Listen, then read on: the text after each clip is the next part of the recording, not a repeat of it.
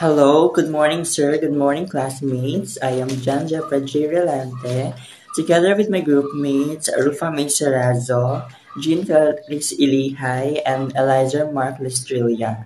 So we are the group 8 and we're going to tackle chapter 14, Women and Work in the Philippines. So we're going to discuss the topics in chapter 14, which are women's in productive sphere, right to decent work, the multiple burden of women, a women-friendly workspaces, the nature of women's paid work, sexual stereotyping at work, and the sex trade. Chapter 14, Women and Work in the Philippines. Introduction. The saying, woman's work is never done, rings true given the current state of our world.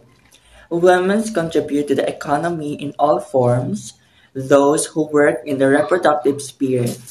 The impact of women is present in the development, specifically in terms of economy. Here, in Asia society, Philippines, positions are held mostly by women.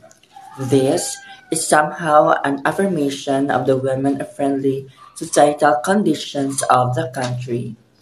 Although this is only a small portion of a large and competitive professional community, reflections of the nation's recognition of the role and importance of women are evident on aspects such as justice, education, economics, politics, and health.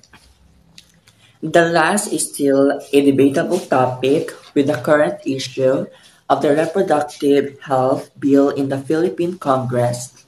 Nevertheless, the country has evolved from depicting a woman as only subservient and modest individuals to powerful nation builders and leaders.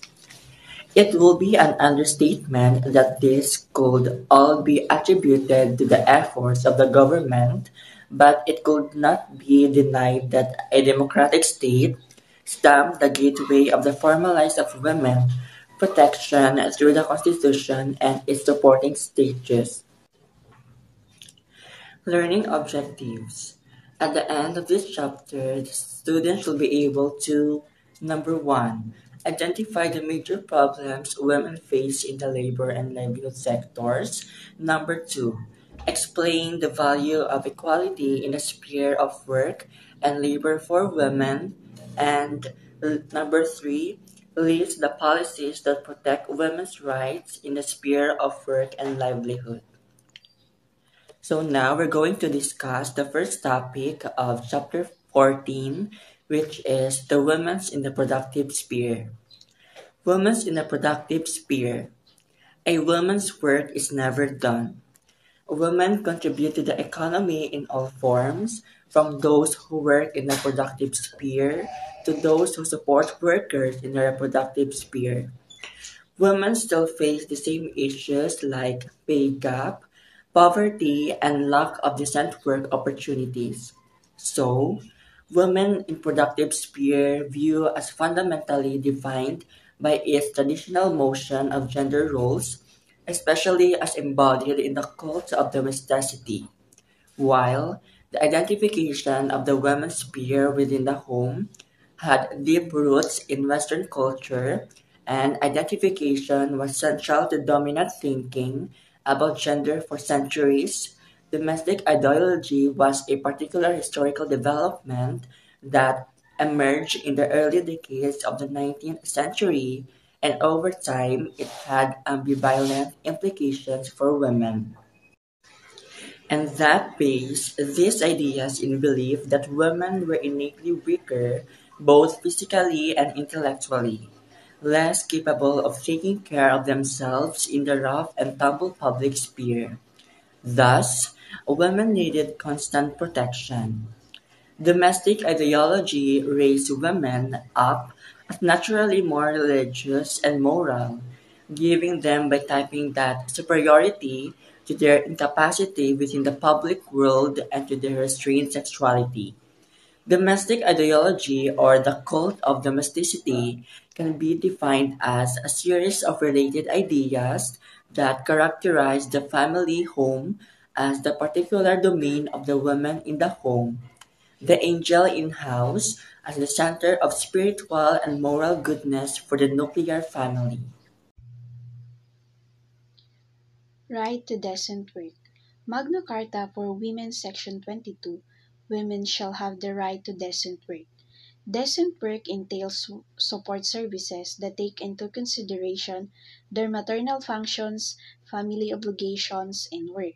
Decent work means opportunities for everyone to get work that is productive and delivers a fair income, security in the workplace, and social protection for families, and a better prospect for personal development and social integration.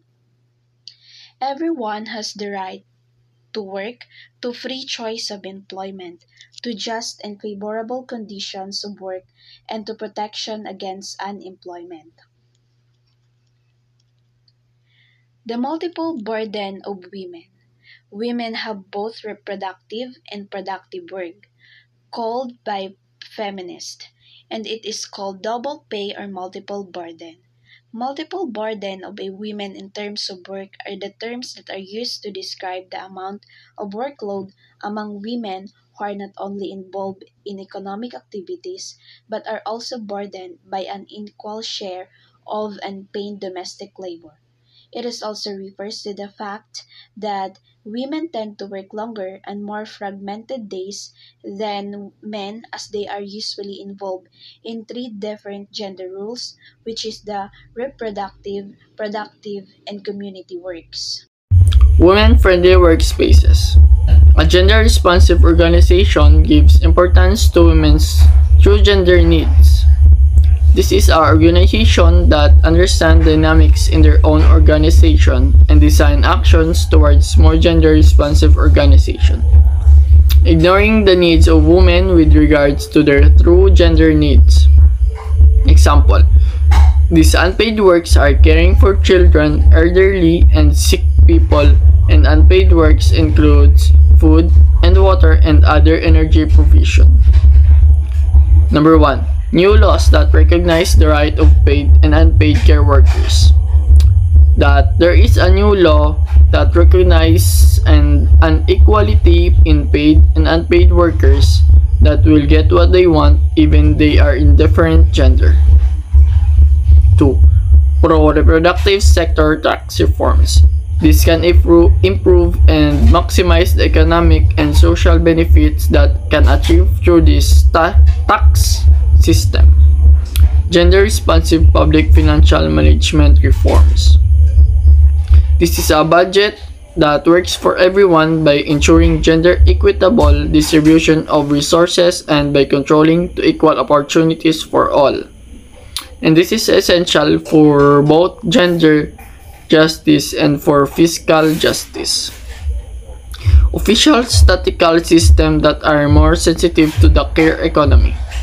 This is important because the act of caring to the economy for a people who cannot care for themselves is critical for health, welfare, and protection for the people, especially to the future generation. Women have both reproductive and productive work called by feminists as double pay or multiple burden. This means that women who have jobs and still shoulder the majority of houseworks at home.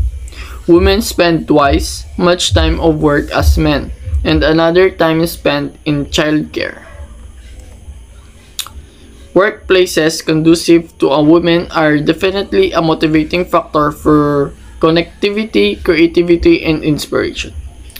They give a woman a workplace that leads to a desirable result like a motivating factor for a connectivity, creativity, and inspiration. And they also give a woman that place to focus on their enterprises and network. And at the same time, they give women a place to focus on their enterprises and network. Women face significant barriers to success due to social expectation is one among the many barriers that women face on the way to success, and when friendly workplace provide them with a chance to grow emotionally and professionally while also increasing their networks, it is win-win situation for both the employer and employee. There's a lot of obstacle that women face to success. Social expectation is one of those obstacles that a woman face. But then, if there is a friendly workplace provide for them, they do their jobs that causes a win-win situation to the both employer and the employee. The nature of women paid work. Women lacks of choice in work may force them to take dangerous job, assume jobs that do not offer job security or migrate elsewhere for better work opportunities. Women also find themselves in part-time jobs to balance their reproductive needs. Women head 25% of households globally but are generally poorer due to wage discrimination and other gender-specific forms of discrimination against women. In the past, the people are underestimating women. They said that mothers as a woman, they will just stay at home and serve the need of the family inside their homes. But now, mothers as a woman, they were also the one that helped their husband to work and support their family financially. The discrimination about the mothers or women is not usually happening now. But maybe in some other family there is discrimination about what a woman can do. Women work is often assumed to be solely the realm of women, and it is associated with specific stereotypical jobs that have been associated with the feminine sex throughout history. It is most commonly used in reference to the unpaid labor that a mother or wife performs in the home and family. Women works in general unpaid less than men's work, and it is not as highly valued as men's work. Much women much women's work is not included in official statistics on labor, making much of the work that a woman typically do virtually invincible. For example, throughout much of the 20th century, the women working on a family, no matter how much work they did, would be counted in the US Census as being unemployed, whereas the men doing the same or even less work were counted as employed as farmers. Women also say that there is also discriminating in women we talk about work or job. In this case, they say that woman is paid less than a man's salary.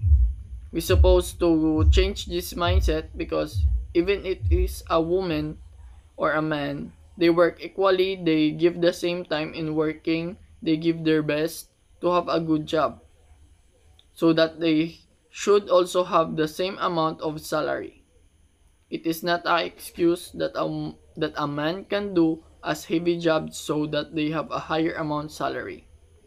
Because women can do a heavy job also, but then they still have a lesser amount salary than a man.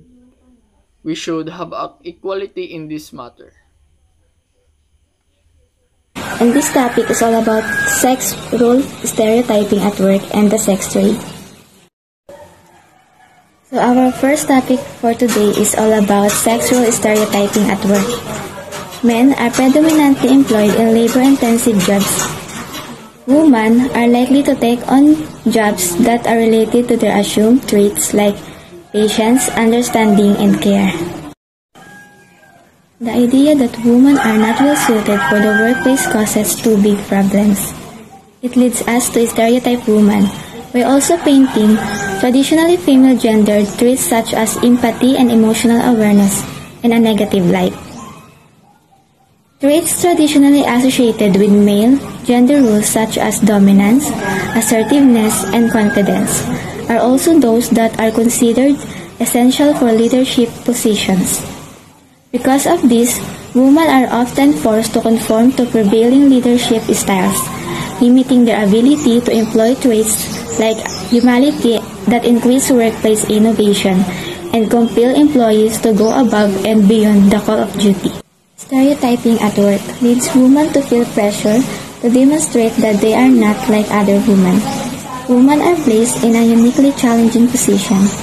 They are called upon to be assertive, confident, and dominant without being seen as bossy, snobby, or naggy. Furthermore, women are more likely than men to be judged or singled out for not having excellent social skills or being emotionally available for others, traits that are expected of women. So our next topic is all about the sex trade.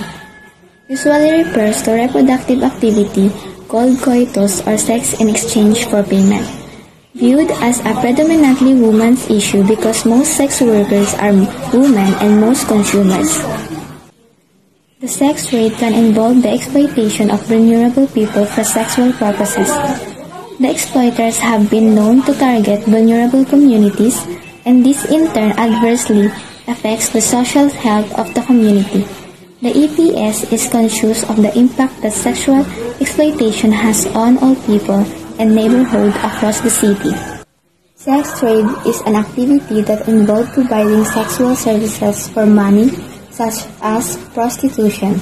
It can cause mass displacement, conflict, extreme poverty, lack of access to education and job opportunities. Violence and harmful social norms like child marriage are all factors that push individuals into situations of trafficking. Reflection. Women are primary caretakers of children and elders in every country of the world.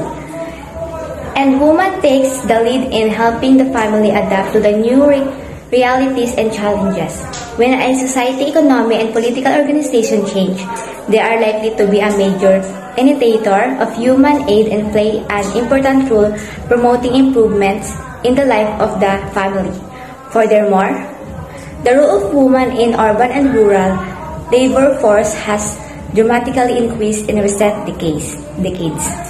Despite progress towards women empowerment here in the Philippines, there is a still long way to go. Making women aware of their potential has now become a need of the times, and the government should implement measures such as health, education, employment, women awareness, and so on.